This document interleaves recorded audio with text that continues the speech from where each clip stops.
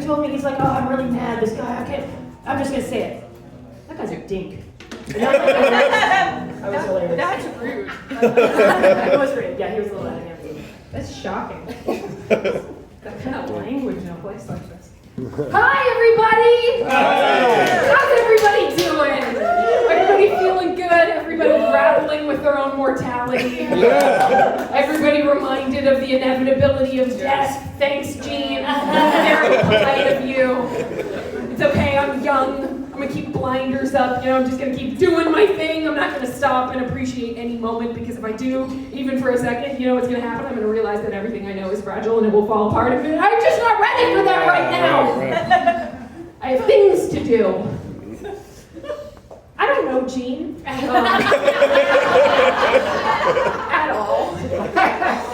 And so I'm both terribly honored and terrified to be up here. And I keep reminding myself, that the pressure is really low for me. Because if he doesn't like it, oh no, he's just going to remember it for the rest of his life. Oh God. Yeah, well, to learn a little bit about Jean, Brian sent me a video. Brian, I also don't know at all. Oh, that was something different. Brian sent me a video where he's interviewing Jean, and it was super great. Like, I learned a lot about you, and you've had a really interesting life. It was really cool. And I'm going through this, and I noticed there's one theme that Jean keeps coming back to. One thing that he's just coming to over and over and over again. One thing that he's speaking really truthfully about from his heart, and it is not his inability to recognize genitalia. He's talking about one thing that he doesn't like, right? He's talking about one thing that he's like, this is the worst thing that we do as people. The worst thing that we do to each other is judge people. Right? That's fucking crazy. And he's talking about, it's okay, I know we all have snap judgments. Sometimes we look at a person and we're like, ooh, but if we don't say them out loud, it'll be okay. Jean, do you know what a roast is? So I got the impression that Jean is a very spiritual person, right? That you believe in heaven, you believe in hell, you believe in living a good life. Going through the world, doing the best that you can, so at the moment of judgment, you will be saved. And then he's asking all of us to get up here on stage and make fun of him publicly. Now, I don't know a lot about religion, to be clear. I was basically raised in like a lesbian paganist cult masquerading as an island. But I did watch a lot of detective shows growing up, and I can follow the lead, okay? Nobody knows what's gonna happen when we die, except for this guy. This guy figured it out.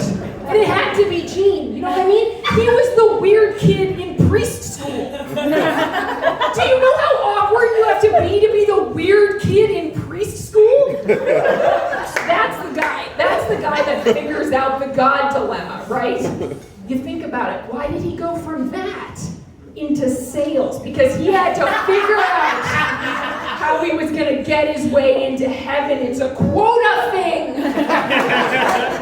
Right? It's not about being good, it's about getting rid of the riffraff. The more people you can knock into hell, the better chance you have being number one. I don't know how it works. It makes perfect sense. Look at the people that have been collected here tonight.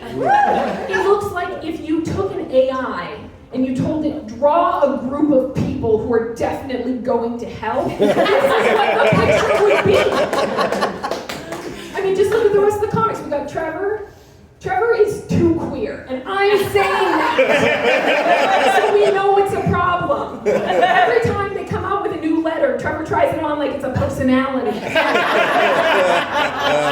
It's like Munchausen's, but with rainbows. You are what's wrong with the children today, and I think God doesn't like that. I've been getting the impression. Who else do we have in here? We got Tom Wolfe. Yeah. Tom Wolfe is a walking bar mat shot. Both in smell, comedic ability, and I would have to imagine though I really don't want to. Taste. We have Cosmo. Cosmo Merriweather, you walk through life as the human embodiment of an erect, uncircumcised penis. And I think you like that, which actually makes it worse. Who else we got? We got Brian and Rachel. I don't know you guys at all. But one of you, your literal job is to tell people how to die, and the other one is being stricken blind. I have a feeling that within your lifetime you have seen and done too much. You got Tina. Tina, you're so nice. You're so nice. I don't know what to say about it. It's like you're like a cardboard cutout of a human being. There's nothing behind your eyes and it terrifies me. But you didn't count on me, Jean. I'm the wild card. I'm not gonna play your little game. You've lived a wonderful life and I have nothing but compliments for you. You thought I was gonna walk up here and make fun of you for not knowing how to locate a vagina? I've had one for almost 31 years and I am just figuring out the layout. That is not a failing on you, that's on society. Yeah. You think I'm gonna walk up here, I'm gonna make fun of you for being dressed as a small Shirley Temple when you were a child? No, Jean. Thank you for crushing those gender stereotypes. In fact, I would like to formally induct you into the Queer Icons Hall of Fame. Yes, Jean! Yes, Jean! You played the accordion? That is a universally well-liked instrument. I bet you were very, very good at it. Doesn't love accordion. And yes, you finished that interview by telling a story about stalking a woman in the bushes with binoculars. But quite frankly, the way you told it made me feel like it was going to be okay, and then you definitely didn't kill her. I felt exactly the same way. Right? Are we okay here? She's good. I believe you, for sure. I just want you to know, Jean, you can rest easy. You know, you don't have to worry because I'm here. I'm gonna carry on your mission. I'm gonna go through the rest of my life finding people who are sinners and they're on the verge. They could be redeemed, but I'm gonna push them into the depths of hell, just like you taught me. And I just want you to promise when you get up there to those pearly gates, you save me a seat, okay?